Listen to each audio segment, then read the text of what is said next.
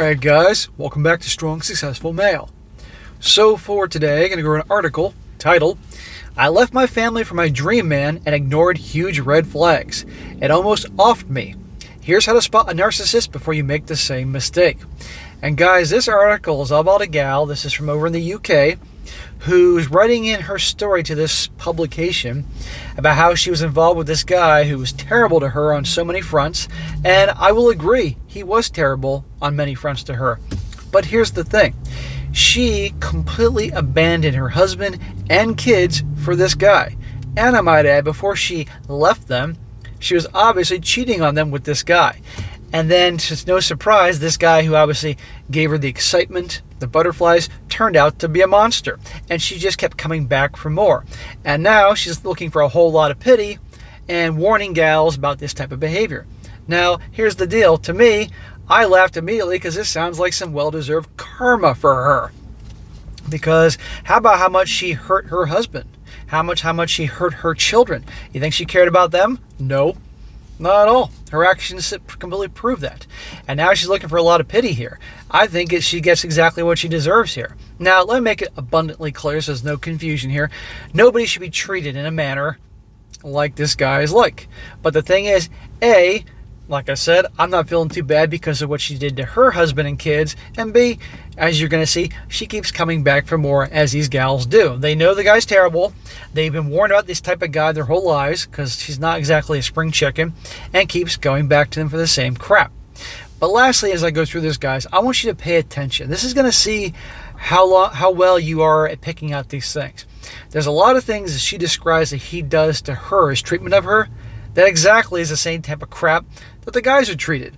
Except when he does this, he's the root of all evil. But if a guy complained about such thing, if a guy did some of these things, a woman would say that he's being insecure or he's being controlling or this, and this. But if the gal does this to the guys, as you're going to see, then it's excusable. Something like that. But anyhow, it's a longer one, but I thought it'd be a good one to go over here. So it starts off, says here, Emily, and this is her, obviously her code name here. Emily was married with kids when she met Angus. But when she was certain she met the one, she had never been so smitten. Within months, she had broken up her family to pursue a relationship with a tall, handsome stranger who gave her intense butterflies. So we got a UK version of Chatter Tyrone. We got an Angus here. What's another one? Angus and Nigel. Whatever. And it almost offed her. Let's not exaggerate, honey. Speaking to female, the mum revealed how she got stuck in an evil narcissist web, was used, mistreated, and financially drained, and the signs that she missed or ignored that landed her there. She says, I had only ever dated good men. I didn't realize how evil they could be, she said. Hello, aren't you the one that abandoned your husband and kids for this dude? Are you not the one that cheated on them? Because they were obviously hooking up prior to her abandoning them.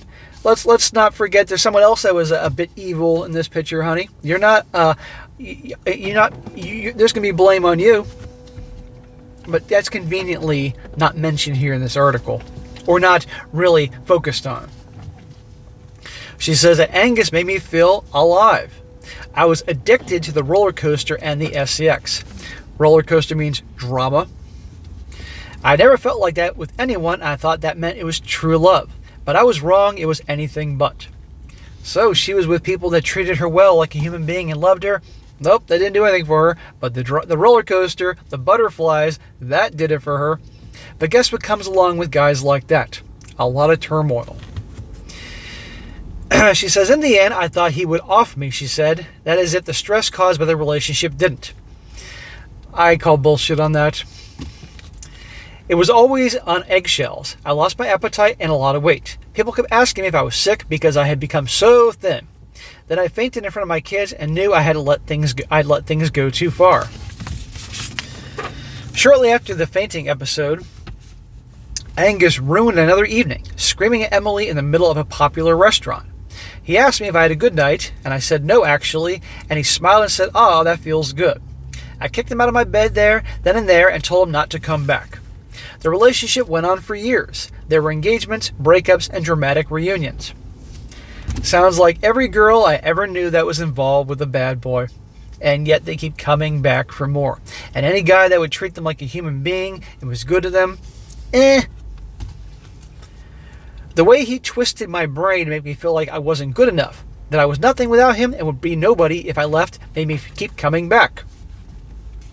We would end it, he would smear my name, and then I would crawl back and apologize like some hopeless child. He reduced me to the scared, confused, abused child I'd once been because I'd shared the dark parts of my past with him, she said. Although she said, obviously, I don't want to say the A word too much, mistreated when she was younger. This goes to show you when children are raised in a certain environment and the family life is a certain way, they'll seek out partners one way or another down the road because that's what they're used to. They think that's how things are. That's why I say in a lot of my videos, when guys are thinking about divorcing their wives because the wives are cheating or something like that, I say better you break up and move on so the kids can at least be with the dad in a stable environment than in a family with turmoil and fighting, because they're going to think that's normal and seek out partners just like that. But I'm not giving her a pass here. I'm just saying what often happens. She says, he also made Emily quit her job and there was too many young, good-looking men out there. He told me I could work for him instead, but then he would fire me every second and act like I should be grateful for the opportunity. He would tell people I didn't really work for him. He just had me on the books to give me a salary because I had nothing else. For Emily's narcissist, image was everything. I am good-looking, financially secure woman, the perfect accessory for a man like him, she said. She hasn't spoken to the narcissist for a long time and insists she will never be lured back into his bed. Yeah, we'll see about that. She is finally ready to tell her story. It's long and harrowing, but the message is important. If you see the following red flags, she wants you to run and never look back. So, how many women out there have been involved with guys in varying degrees, the bad boy types? And yet, they then warn other girls, and do you think the gals that hear their stories really think about it and take it for real? Not many. In fact, these same types that warn, don't get involved with that guy, they usually end up back with him anyway. So, you don't feel bad for them. I don't. She says, number 1, too many female friends. Emily said Angus always had women hanging around. When she would bring it up, he would double down on his rights to be friends with whoever he wants. Hang on here. This sounds familiar. Like how many guys out there take issue with their girl or a girl they're dating or whatever, having guy friends they hang out with and all that. And when a guy brings this up, right, he's being controlling, he's being a jerk, he's being insecure. But she's allowed to have a problem with him having a bunch of female friends. Huh, how interesting. We would go to a party or dinner or see a show, and he would bring a friend every time. Always a young woman. He would introduce me to them as his partner or fiance, but he would ditch me for them all night. Another time she caught her partner heading to an ex's house at 2 o'clock in the morning. Then why are you with him, jackass? Huh? I did his accounts at work and noticed he had gone to his ex's place after an event. She was one of these women who was always having around. He said she was just a friend, but I don't think you go to a friend's place at 2 o'clock in the morning. Again, how many guys have heard their girls say, oh, he's just a friend, blah, blah, blah. Right? I'm not saying this is right. This guy's an a-hole, but she keeps going back to him, and this is the crap that a lot of gals do to good men. And if the guy brings it up, he's the bad guy. She says he was supposed to come away with me, but decided not to. When I asked him about it, he said he could do whatever the F he wanted to, and she added. The couple went to counseling to try to move past the issue. Chad and Tyrone don't go to counseling, or in this case, Angus and Nigel don't go to counseling. He didn't want me to talk to men except my ex about our kids, and he would call me a WHORE and a SLUT if I even said hello to one in passing. Well, he's an asshole, but she keeps running back to him. But he had women around all the time, holding onto his arm, hanging around, and he had told me that he dated or slept with them, most of them, but decided they were just friends. I will never allow anyone I'm seeing to have friendships with women they've been with again, unless it's a cordial ex they share kids with. She said when they broke up shortly into the relationship, her ex immediately ended up in bed with one of those friends. She says, I should have ended it right then and there, but I was hooked. Yeah, these gals get hooked to the bad boy like a drug, just like these nice guys get hooked to these bad girls like a drug. And I slapped the shit out of guys for behaving in a boneheaded way, staying with someone that treats them like crap, and she deserves nothing less. She's being a fucking idiot. Angus also didn't have many male friends, something Emily now sees as an issue. If he only has women friends and no male friends, then run. There's something wrong with that. Well, that's like the equivalent of a woman having like no female friends, but all she hangs out with guys. That's a red flag. Another one, being quick to judge. Angus would complain about everyone the moment they left the room. He would tell Emily her friends were stupid or untrustworthy or dull, and he would complain about her to anyone who would listen. He would tell him I was awful and he couldn't do any more. He would tell me off for something he deemed was wrong. Then he would tell everybody about it, she said. And it wasn't just his friends or mutual acquaintances. He would corner my friends at parties or when I went to the bathroom at dinner and pass his judgment. So he's doing what narcissists do, trying to distance you from friends and all that, and that's terrible, you know. But again, how many stories have I done where the women do the same thing? And a lot of these people that are narcissistic are usually they're very good looking, extremely charming, but they're total sociopaths. And if she didn't pull this crap with her ex-husband and children, then I'd be having a different take on this. I'd still blame her for being involved with this guy and keep going back to him, but I wouldn't. But in this situation, I think she's getting what she deserves, to be honest with you. Another one, doesn't talk to the ex or kid and complains about them. I was married to a wonderful man. I didn't love him like I wanted to love someone, and our relationship ran its course long before we got divorced when I met Angus.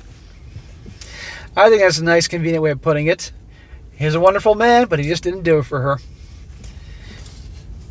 But he is a wonderful, kind, generous man, and even though I didn't do everything right, he's never talked behind my back or smeared my name. Well, her ex has every right to smear her name, and by the way, something tells me she's going to go running back to her ex after all this. In his mind, men don't do that about women that they have been in relationships with, especially if they had children together. But Angus was different. I feel guilty for believing his stories about his crazy ex-wife who abused him and held him back for years, she said. I felt bad for him when he said he had to leave for nothing, that she poisoned their children's minds. Of course she fell for his crap. If a man doesn't have an amicable relationship with his ex-wife, and especially kids, then you need to consider running. Hang on here. Kids, yes. Wife, no. How many guys are divorced watching this and saying, are you kidding me? I did everything I could to be a good husband. I did everything I could to make the divorce amicable, and she was being the a-hole here, and that's labeling him the villain because he doesn't get along with his ex. Especially if he takes every opportunity to tear them down, and if you haven't seen any of their crazy crap for yourself. Next one. Not financially secure, but pretends he is. Angus was all show. I paid for everything in that relationship except dinners out, which he insisted on paying for in a loud voice so everybody could hear. So he's a douchebag. He would joke about how expensive it was, that I was wearing another new dress, that we'd been on a luxury trip overseas again. I paid for all these things. It made me feel infuriated and embarrassed when he acted like he had. Emily said Angus seemed to be intent on burning through her divorce settlement. He knew I had money, and when it came through, he acted like he was all cashed up. But he told me he could help rent and the bill with the rent and the bills next week. She claims she spent more than $180,000 on him over the course of their relationship, and that was her divorce settlement money. Boo freaking who! You chose to be with this guy. You brought this on yourself. You were with a good man. Okay, fine. Your ex, you weren't in love with him. Okay, fine. But you went out, you cheated on him and abandoned all them for this guy? No. Tough shit. She says, if a man acts big, acts rich, but has to live small to do that, when you should run. It's a scam, she said. Well, again, how many stories we had where guys are with these gals that get them to spend all their money on them, right? I don't mind being with someone modest. I don't judge that. But if they claim to be a money man, I live in a crappy rental in a bad part of town, well, I would just check to make sure the man's life matches his advertisements next time. Next one, when you feel your social circle shrinking. Emily said over the years, her world became tiny. At first, I loved that he wanted to go out. My husband was a homebody, so to have a person who loved events as much as I did was really fun, she said. Well, this guy loves being out because you're paying for everything, and he gets to look like a rock star, and obviously women notice him and everything. And notice her husband was the homebody, the boring homebody. Maybe he wanted to stay and watch shows with the kids and be a good father, and being out and about because generally people are assholes wasn't his thing. I don't know. But the invites began to dry up, and Emily was even afraid to go out for dinner. I got to the point where I was embarrassed to head to a nice restaurant because he had made a scene in every single one. And yet you keep going back to this douchebag, thinking I can change him, he'll be different. He was so charming and nice back then. He gives me the butterflies and everything, blah, blah, blah. He would sit there bragging about paying for everything, making digs at me and my intelligence, saying things to upset me, and focus on every woman but me. I knew he was trying to bait me, but by the end I was so reactive that I would take it and I would snap. I would hear him say, "Here she goes again, she's crazy," to the people we were with. Many of them warned me about him and said they couldn't be around me if he was, and she said. So she has friends and acquaintances warning her, and yet she keeps going back to him. How many stories have I covered where guys have warned guys, don't be with this girl, she's trouble, and they don't listen? And I don't feel bad for those guys. I give them a smack upside the head. So why should she get any special treatment? My own sister, who ended up being stabbed by a toxic nurse, told me it was all too familiar and triggering and that she couldn't be a part of my life. So this gal's own sister was with a guy like this, and she mentioned being stabbed, okay? And something must be going in the family with these girls. And yet, she's with a guy just like this. So she's doing this whole thing to warn women when she was obviously warned by her sister, one ear out the other. By the end of the relationship, Emily was down to her last friend. And that's only because she saw what he was and promised to never leave me, no matter how hard it got. And he tried his best to get rid of her, she said. She also had her ex and her kids. They were really supportive, and if it wasn't for my ex, I don't think I would have survived. He helped me hang on for my kids. Of course her ex did that. She was cheating on her ex, left him and the kids, and still he's being supportive of her. Because I bet you she's going crying to him about this guy. Guaranteed. And because her ex is obviously so Mr. Nice Guy, right? I mean, you can smack the ex, but at least this woman's getting what she deserves. Self-absorbed. Angus only thought about himself. Well, that's what narcissistic people do. One of his birthdays happened in a lockdown, and he was furious I couldn't organize anything, and described gifts as not enough and afterthoughts, she said. On her birthday, he delayed plans to be with her and slept with another woman out of spite. Wow, great guy. He was always concerned about how he looked, how I looked next to him, how what I said didn't make him look, and would point out to me when anything less than exceptional. This continued after they broke up. He texted me after asking me to deliver the gifts I had bought for him while we were together. If the light wasn't shining on Angus, he was furious. He had to be the center of everything. He made everyone treat his birthday like the most important day of the year. Everything had to be perfect. Well, you said yourself that he didn't have any friends except for the girls that hung around him, and you were dumb enough to do it. Next one, abusive. Emily said she was screamed at daily. He would smash things around the house and in the end became physically abusive. Well, that ain't cool. I don't care what the situation is.